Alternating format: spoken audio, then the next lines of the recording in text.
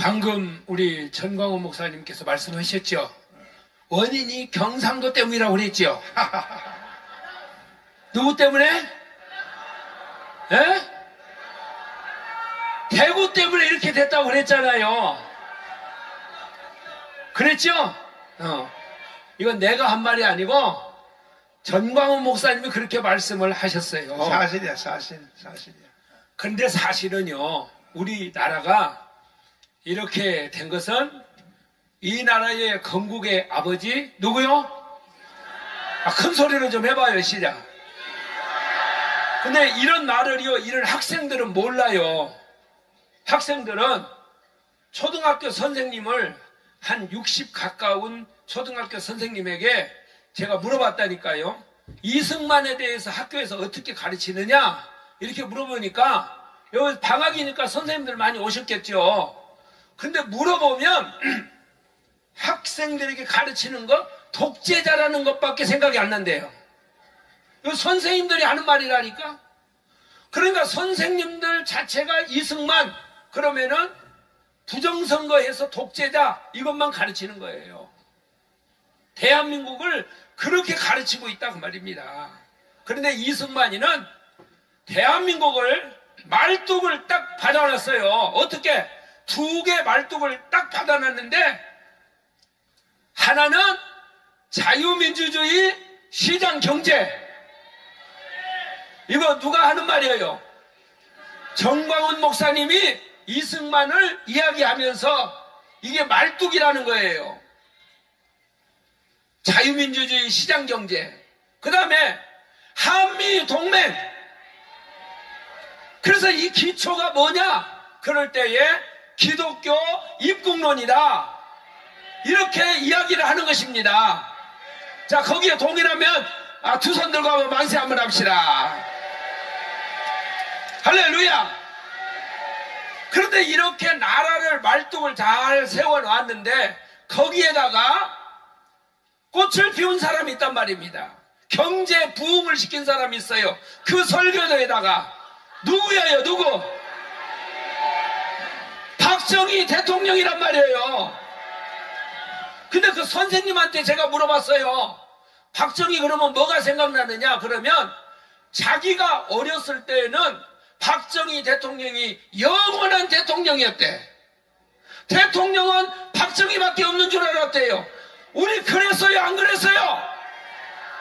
그런데 지금은 박정희를 어떻게 가르치느냐? 그러면은 박정희는 쿠데타를 일으킨 독재자로 가르친단 말입니다. 누가? 이 애들이 그렇게 다 배웠어. 여기 있는 애들이 나라가 왜 나라가 이렇게 돼버렸느냐? 근본 원인이 있다는 거예요. 원인. 그게 누구냐? 김대중이에요. 김대중이. 내가 김대중 욕하니까 좋지요? 욕하는 게 아니에요. 지금요. 나는 호남 사람들이 깨어나라는 것입니다. 그게 목적이에요. 아셨어요? 왜냐하면은 호남이 잘 되면요, 지금 상황에서 나라 망해요. 호남이 잘 되면. 왜? 호남이 잘 되는 길이 뭐냐? 좌파가 잘 되는 길이야. 그런데 호남이 깨어나면 이 말을 또 잘 들어야 돼. 대한민국이 초인류 국가로 갈 수가 있습니다. 왜 그러느냐? 연설 잘하죠? 눈 번쩍 떠요. 졸지 말고. 눈 번쩍 뜨라고요. 안 졸아? 자, 여기 보세요. 호남이 지금 잘 되면 이것만 갖고 문제를 삼을 거예요. 대한민국이 망한다는 거예요. 그러나 호남이 깨어나면 호남을 통해서 대한민국은 초일국가가 된다는 것입니다. 그렇게 동의하십니까? 다시 한번 동의하십니까? 왜 그러느냐? 호남이 깨어나면 호남 사람이요, 10%만 돌아와도 영원히 좌파는 정권 못 잡아요. 그렇죠? 못 잡아요. 그런데 호남이 깨어나가지고 우파와 딱 연합이 되면 대한민국을 초인류국가로 만들 수가 있다니까요. 그래서 호남이 깨어나야 된다는 거예요. 할렐루야. 제가 이렇게 말을 하니까요, 호남의 많은 목사님들이 전화가 와요. 전 목사 말이 맞다 맞다 맞다 그러는 거예요. 진짜 맞다는 거예요, 그게. 근데 목사님들이 그 속에서 말을 못하고 있어. 근데 장정동 목사님이 요새요 발짝발짝 뛰면서 말을 하니까 전준환 목사도 같이 뛰어가지고 맞다 맞다 맞다 이러는 거야. 할렐루야. 자, 우리는 이승만 대통령이 미국에서 건너왔을 때에 이승만의 지지 세력은 몇 프로요? 13%. 한 13%밖에 없었대요. 13%밖에 없어요. 13%. 그런데 이승만이를 도와서 나라를 건국한 사람들이 누구냐? 호남 사람이라는 거예요. 그 중에 많은 사람들이 있는데 연세가 많으신 분들은 다 알아요. 그 중에 대표적인 인물이 몇 사람이 있는데 그 중에 한 사람이 누구냐? 동아일보를 만들고 고려대학교를 세운 김성수 선생이 이승만이를 도와서 대한민국을 건국했다는 거예요. 맞지. 할렐루야. 근데 이 김성수가 어떤 사람이냐? 이 김성수가요 대단한 사람이었어요. 부잣집 아들이었어. 그래서 이승만이가 미국에서 왔을 때 종로에서 살았는데 부잣집이었대요. 부잣집, 아주 부잣집. 그래가지고 군정이 이화장이나 이런 데를 다 점령을 하고 나니까 이 인천 김성수 집에서 사람들이 모인 거예요. 그 집에서 밥도 해주고 그러면서 같이 모여가지고 거기에서 대한민국을 살리는 일을 했는데 이분이 어떤 사람이냐면은 전광훈 목사님이 전준환 목사님을 보고 뭐라고 하느냐? 조직의 천재래요. 들어봤어요? 아, 그런데 송복이라는 연세대 교수가 인천 김성수 선생을 이야기하면서 대한민국을 최초로 건국할 때에 인천 김성수 선생은 대한민국의 조직의 천재였다는 거예요. 그래서 우남 이승만 박사와 인천 김성수 선생이 둘이 합해가지고 건국 초기에 대한민국을 잘 세워놓은 그 위에다가 박정희 대통령이 경제 발전을 이룬 거예요. 그런데요, 그때의 박정희 대통령이 국가재건 최고회의를 하면서 이런 훌륭한 사람에게 건국훈장을 수여하자 이랬대. 그래가지고 박정희 대통령이 경상도 뿐이었지만은 전라도에 그 건국을 해서 앞장섰던 인천 김성수 선생에게 건국훈장을 누가 주었느냐? 박정희 대통령이 주었어요. 박수! 그런데 말이에요, 이 건국훈장을 박탈시킨 놈이 있어요. 누구냐? 문재인 이놈이에요. 문재인. 이 문재인 이놈이 김성수 선생의 건국훈장을 박탈시켰다니까요. 여러분, 전준환 목사가 말하니까 알았어요? 그 전부터 알고 있었어요?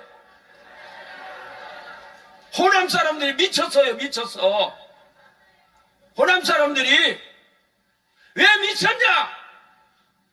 분노하지 않고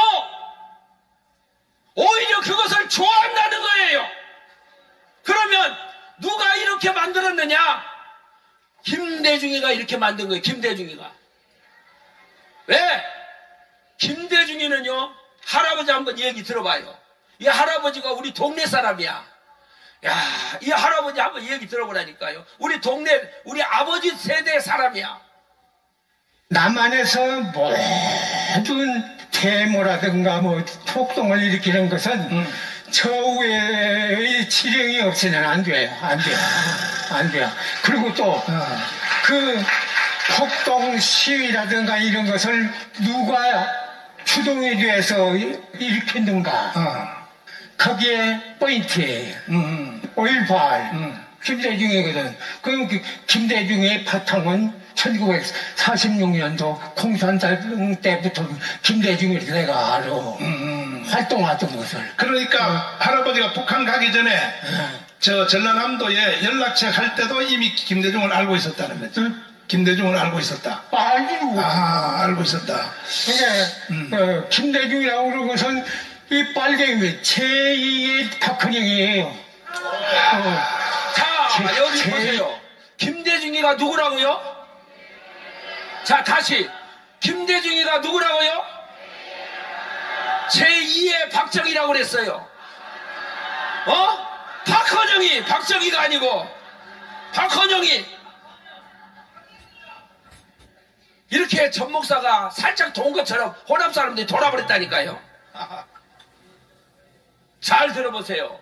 그래서 이 김대중이는 초창기 때부터 이 사람은 이북하고 뭐가 있었어. 그래가지고 제가 30대 초반에 우리 김대중 씨가 제가 찾아갔어요. 30대 초반에 동교동에 딱 갔더니 와, 말 잘해요. 진짜 말 잘하더라고. 정광훈 목사님도 말 잘하는데 그 사람은 말을 잘해요. 뭐가 다르냐? 정광훈 목사님은 성령이 계시고 거기는 성령이 안 계셔. 그래서 이 김대중 씨가 나를 설득을 시키는데요. 30대 초반에 4시간을 앉혀놓고 설득을 해요. 뭘 설득을 했냐? 남북 연방제를 해야 된다는 거예요. 나는 그때 남북 연방제가 좋은 것인 줄 알았다니까. 나를 앉혀놓고요. 얼마나 설득을 하는지. 그래서 좋은 것인 줄 알았어. 그런데 지내놓고 보니까요. 그 남북 연방제는 김대중이 뼛속까지 있었던 거예요. 아까 얘기했던 북한 남로당의 그것을 뼛속까지 이 사람 머릿속에는 있었던 거예요. 그러니까 그것을 감추어 놓고 하려고 하니까 정주영 씨가 김대중이를 평가하기를 그렇게 평가했어요. 뭐라고? 김대중이가 하는 말은 다 거짓말이다 그랬어요. 여러분 그 얘기 들어봤어요? 안 들어봤어요? 사람이 살면은 이 얘기를 해보면 신뢰가 가야지. 그 사람이 하는 말은 지내놓고 보니까 그래서 이분이 한 말이 유명한 말이 있어요. 정치는 생물이다. 야, 이 말이요. 사람들이 좋게 이 얘기를 정치는 수시로 변한대요. 여러분 정치가 생물이 되니까 이 나라가 이렇게 된 겁니다. 원칙도 없고 시세를 따라서 정치가 바꿔지니까 나는 어제 한동훈이가요 5.18 거기에 가서 이게 보니까 싹수가